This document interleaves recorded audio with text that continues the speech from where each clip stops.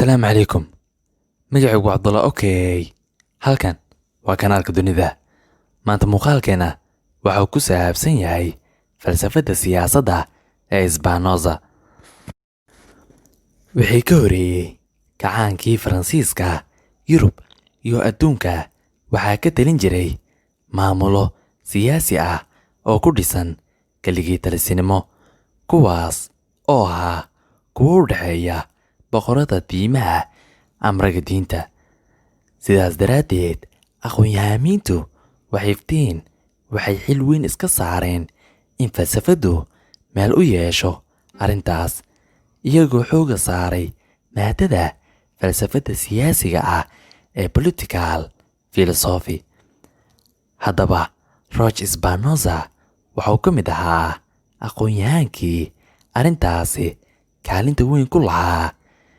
Inkastoo oo waddanka Dutch ay ku dhashay oo ahaa waddan furfuran oo ay ku soo hiran jireen dadka laga badan yahay diin ahaan iyo dadka xorta ah xilligaas, haddana arrintan xukunka iyo diinta isku dhex jiray waxay ahayd arrin weli taagan oo aan loo helin xal waara.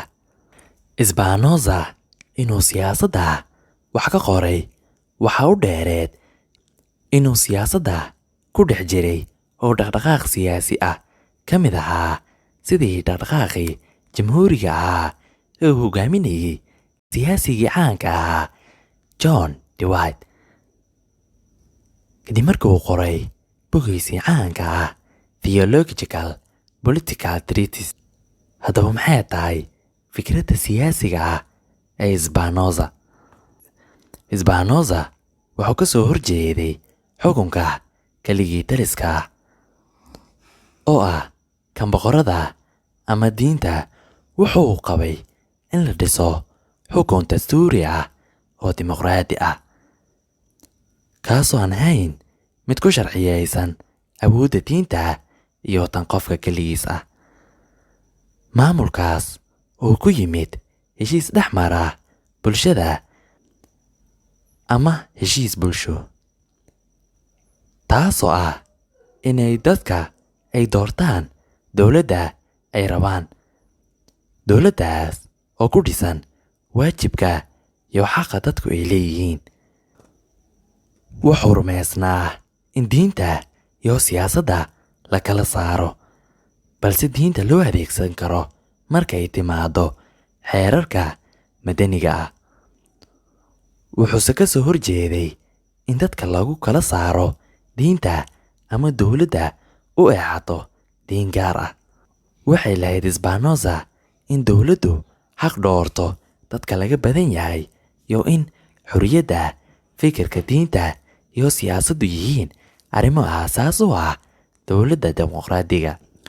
Inkastoo oo la kulmay cadaadis dhinaca diinta ah, haddana kama soo horjeedin in diintu kaalin ku lahaato bulshada iyo dowladda. Ha yeeshee, taasi ma ahan in dowladdu ahaato diini ama theocratic state, taas oo meesha ka saaray dulqaadka in diimuhu wada noolaadaan iyo xorriyadda diinta iyo fikirka.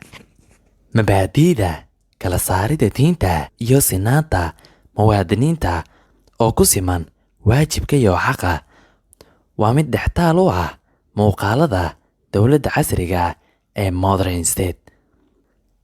Inkastoo oo fikradda falsafadda siyaasiga ah mar walbo ay heer joogtay, haddana qarniga 17aad waxay ahayd markii uu dhashay dhaqdhaqaaqii iftiinka ahaa ee Enlightenment, kaas oo beddelay wax badan oo soo jireen u ahaa qaaradda Yurub, sida habxukunka, fikirka, aqoonta, sinaanta, xorriyadaha, anshaxa, diinta iyo suugaanta. Spinoza wuxuu kaalin weyn ka lahaa dhaqdhaqaaqaasi, kaas oo markii dambe keenay kacaankii weynaa ee Faransiiska, kaas oo sababtiisu ahayd in laga takhaluso xukunka keligii talisinimo ah. iyo kiniisadda iyo in dadku sinaadaan, taas oo hirgashay ugu dambeyn. Magacaygu waa Cabdulla. Okay, halkan waa kanaalka dunida.